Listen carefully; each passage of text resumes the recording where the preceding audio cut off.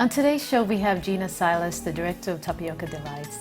Thanks so much for joining me today on Afternoon Tea. Thank you, Diane. It's a pleasure to be here.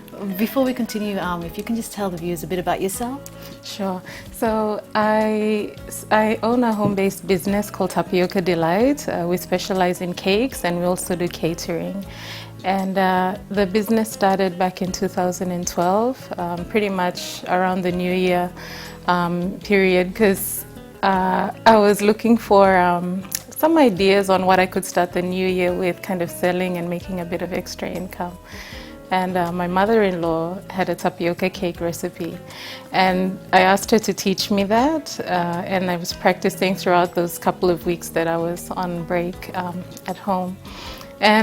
And then it just took off from there. When I started work again, I brought some tapioca cakes to the office, sold it to my workmates, and they loved it. And since 2012, it would have been the 9th of January, we've just never stopped since then. Yeah. Wow. And so the name, I was going to ask you, well, why the name Tapioca Delights, but is that because of your Exactly, because of my mother-in-law's recipe, the tapioca cake. So I thought I'd call it the Tapioca Delight. So we started off just selling tapioca cakes. And so when I registered the business, I thought, you know, I should kind of recognize where we started, you know, those kind of, it was very humble beginnings, you know, with just a tapioca cake. And yeah, so called it Tapioca Delight. And after that, requests came in for all kinds of other cakes. So it's really centered around cakes, but we've expanded it to a few And other you things. mentioned you were in full-time employment, and now are you doing this as this is your work full-time? This is work full-time now. I think back when I was working full-time, employed in a company, I thought, you know, I thought to myself, you know, if I'm gonna finish work, you know, what can I, you know, you work to a certain age, and then when you finish, you know, what is there to fall back to? You know, sometimes the package that you finish off with, you know, I've seen just from experience, it's not always enough to cater for your needs. So I was encouraged by, anyway, a lot of trainings that I attended through a network marketing company called Proma System. And that was really what set me up to think about, you know, what about life after employment? So, you know, it's better off maybe starting a part-time business. And then, you know, if there comes a time when you can't work full-time, then at least you have something to fall back to. So I tried all kinds of different things.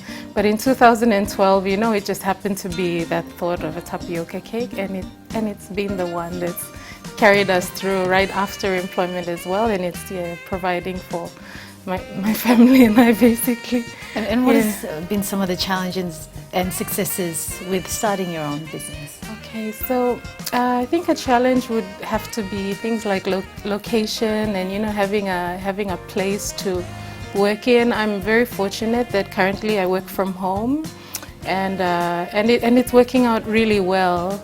I think the challenge would be, though, that, you know, we can only cater for a certain, you know, amount of orders and things. It's really small scale at the moment, but it's working, and we are looking at expanding in the future. So there are plans for that, but it'll happen.